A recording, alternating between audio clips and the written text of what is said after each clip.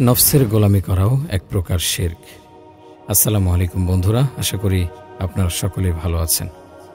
শিরক পিপিলিকার পদধ্বনির চেয়েও সূক্ষ্ম, যা থেকে মুক্ত থাকা অত্যন্ত কঠিন। আল্লাহ তাআলা কোরআনুল কারীমের অনেক জায়গায় বারবার শিরক করা থেকে বিরত থাকতে বলেছেন। আল্লাহ তাআলা সকল গুনাহ মাফ করলেও শিরকের গুনাহ কখনো মাফ করবেন না। যারা শিরক করবে তাদের শাস্তিও মারাত্মক। আসুন জেনে নেই শিরকের ব্যাপারে আল্লাহ সুবহানাহু ওয়া তাআলা কি বলেন। নিশ্চয় আল্লাহ তার সাথে শরিক করা ক্ষমা করবেন না। এটা ছাড়া অন্য সব যাকে ইচ্ছে মাফ করবেন, এবং যে আল্লাহর সাথে শরিক করল সে এক মহা অপবাদ আরোপ করল। শিরক মানুষকে ধ্বংস করে দেয়। শিরক এক ভয়াবহ গুনাহ। শিরক থেকে বেঁচে থাকতে রাসূল সাল্লাল্লাহু আলাইহি সাল্লাম বারংবার সতর্ক করেছেন। কিন্তু তবু আজকাল আমরা শিরকে লিপ্ত হয়ে যাই, জেনে অথবা না জেনে, বুঝে অথবা না বুঝে। বিভিন্ন সময় শিরকের মতো জঘন্য পাপ করে বসি। যা হোক, আমার আলোচ্য বিষয় হচ্ছে নফস। এখানে শিরকের কথা এই জন্য নিয়ে এসেছি, নফসের গোলামি করাও এক ধরনের শিরক। কোরআনে আল্লাহ পাক বলেন, আপনি কি তার প্রতি লক্ষ্য করেছেন যে তার কুপ্রবৃত্তিকে সে উপাস্য স্থির করেছে? এ আয়াতের দ্বারা বোঝা যায় কুপ্রবৃত্তির অনুসরণ করা, তার গোলামি করাও এক ধরনের শিরক। আর এটা এভাবে যে আল্লাহ তাআলার নির্দেশ, ওয়া আকিমুস-সালাহ, তোমরা নামাজ কায়েম করো, আর নফস বলে নামাজ রেখে খেলতে যা। আল্লাহ তাআলার নির্দেশ, ওয়া আতুজ যাকা, তোমরা যাকাত প্রদান করো, আর নফস বলে যাকাত দিস না, মাল কমে যাবে। আল্লাহ তাআলার নির্দেশ, তোমরা রমজান মাসের রোজা রাখো, আর নফস বলে রোজা রাখলে শুকিয়ে যাবে, তোর কষ্ট হবে। আল্লাহ তাআলার নির্দেশ, তোমরা বাইতুল্লাহ শরীফের হজ করো, আর নফস বলে আরে এত কষ্ট করার কি দরকার, কষ্ট করার দরকার নেই, হজ করারও দরকার নেই। আল্লাহ তাআলার নির্দেশ, লা তাকরাবুজ জিনা, তোমরা জিনার নিকটবর্তী হও না, আর নফস বলে মেয়েদের পিছনে ছুটতে হবে, তাদের সাথে হারাম সম্পর্কে জড়াতে হবে, ভোগ করতে হবে, নিজের যৌন চাহিদা মেটাতে হবে। লক্ষ্য করে দেখুন, নফসে আম্মারা বিশ্বু আল্লাহ তাআলার বিপরীত হুকুম প্রদান করছে। আল্লাহ তাআলা প্রত্যেক সৎ কাজের আদেশ প্রদান করেছেন, আর নফস সেখানে বিপরীত নির্দেশ দিচ্ছে। নফস প্রতিটি ক্ষেত্রে আল্লাহ তাআলার হুকুমের বিরোধিতা করছে। এ কারণেই তো আল্লাহ তাআলা বলেছেন, আপনি কি তার প্রতি লক্ষ্য করেছেন যে তার কুপ্রবৃত্তিকে ইলাহ বানিয়েছে? এই আয়াতকে সামনে রেখে অনেক বড় বড় স্কলারগণ বলেছেন, নফসের গোলামি করাও শিরক। নফস আপনাকে আদেশ করছে, আর আমি তা বাস্তবায়ন করছি। এখন আপনি যদি নফসের হুকুম মান্য করে চলেন, তার চাহিদার মূল্যায়ন করেন, তবে এটা হবে নফসের গোলামি। আর যদি আল্লাহ তাআলার হুকুম মান্য করেন, তখন এটা হবে আল্লাহ তাআলার গোলামি। এখন আপনি নিজেই নিজেকে প্রশ্ন করুন, আপনি কার গোলামি করছেন, নফসের নাকি সে রবের? আল্লাহ তাআলা বলেন, তোমরা নামাজ আদায় করো, আর নফস বলে শীতের সকাল, ঘুম থেকে ওঠার দরকার নেই, আর একটু ঘুমা, মজা পাবে। তখন আপনি যদি নফসের হুকুম উপেক্ষা করে আরামের নিদ্রা ত্যাগ করে নামাজে দাঁড়িয়ে যেতে পারেন, তবে সেটা হবে আল্লাহর গোলামি। আর যদি নফসের কথা মতো কম্বল টানা দিয়ে শুয়ে পড়েন, তখন সেটা হবে নফসের গোলামি। আপনি যদি সর্বদা নফসের হুকুম মানতে শুরু করে দেন, তখন সেটা তার গোলামির পরিচয় বহন করবে। শরীয়তের যত বিধিবিধান রয়েছে তা পালন করা আমাদের উপর আবশ্যক, আর আমরা তা পালন করার জন্য সর্বদাই চেষ্টা করি। যখন আমি ওই বিধিবিধান পালন করতে যাই, তখন সেখানে নফস এসে বাধা হয়ে দাঁড়ায়, সে বিপরীত হুকুম প্রদান করে। তখন আমি যদি তার হুকুম মান্য করে তার ফাঁদে পা দিয়ে দেই, তখন সেটা হবে তার গোলামি। আর আমরা ইতিপূর্বে জানতে পেরেছি, নফসের গোলামি করাটাও এক ধরনের শিরক।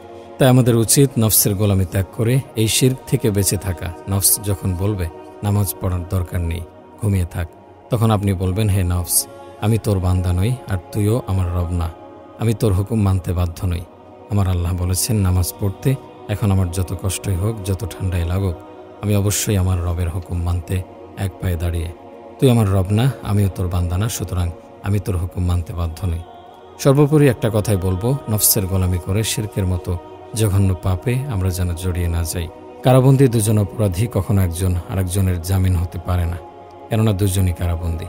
বন্দিশালায় অবস্থান করে একজন আরেকজনের জামিন হওয়া দুষ্কর ব্যাপার। এজন্য জামিন হতে হলে বাইরের কাউকে প্রয়োজন হবে, মুক্ত স্বাধীন ব্যক্তিত্বের প্রয়োজন হবে, যে কিনা জামিন হয়ে তাকে ছাড়ানোর ব্যবস্থা করবে। একজন অপরাধী যেমনইভাবে আরেকজন অপরাধীকে কারামুক্ত করতে পারে না, ঠিক তদ্রূপ নিজের ভিতরে নফসে আম্মারাকে লালন করে নিজেকে পরিশুদ্ধ করা যাবে না, তার বেড়াজাল থেকে নিজেকে মুক্ত করা যাবে না। লাগামহীন নফসকে নিজের মধ্যে পুষে কখনো নিজেকে পাপ কাজ থেকে বিরত রাখা যাবে না, কেননা সে নিজেই অপরাধী, সে নিজেই পাপের দিকে আমাদের ধাবিত করে। তো যেটা বলছিলাম, আমরা যদি নিজেদের মধ্যে শুধুমাত্র আম্মারার গুণাবলী লালন করি, তখন এর থেকে পরিত্রাণ পাওয়া আমাদের জন্য খুবই কষ্টকর হবে, কারণ সে নিজেই অপরাধী। তাই আমাদের উচিত ভালো একজন প্রতিপক্ষ তার সামনে দাঁড় করানো। একজন অপরাধীকে কারামুক্ত করার জন্য যেমনিভাবে একজন ভালো উকিলের প্রয়োজন হয়, তেমনি আমাদের নফসে আম্মারার বেড়াজাল থেকে নিজেকে মুক্ত করতে হলে আম্মারার সম্মুখে একজন ভালো প্রতিপক্ষ দাঁড় করাতে হবে। আর সে প্রতিপক্ষ হচ্ছে নফসে মুতমাইন্না। যখন আপনি আম্মারার সামনে মুতমাইন্নাকে দাঁড় করিয়ে দেবেন, তখন একজন আরেকজনের বিরুদ্ধে লড়াই করবে। আম্মারার প্রতিপক্ষ মুতমাইন্না, আর মুতমাইন্নার প্রতিপক্ষ হচ্ছে আম্মারা। প্রতিপক্ষ তখনই দাঁড় করাতে পারবেন যখন নিজের মধ্যে মুতমাইন্নাকে লালন করতে পারবেন। মুতমাইন্নাকে লালন করতে পারলেই সে তখন আম্মারার সাথে মোকাবেলা করতে পারবে।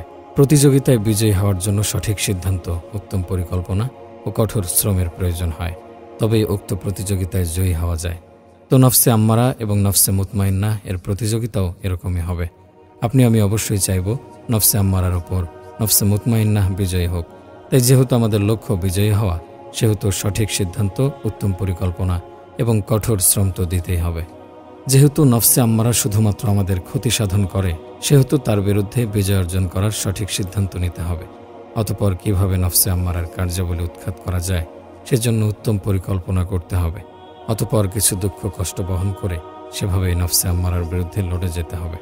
সাধারণত যখন আম্মারা আপনাকে আমাকে খারাপ কাজের দিকে ধাবিত করতে চায়, তখন মুতমাইন্না এসে বাধা প্রদান করে।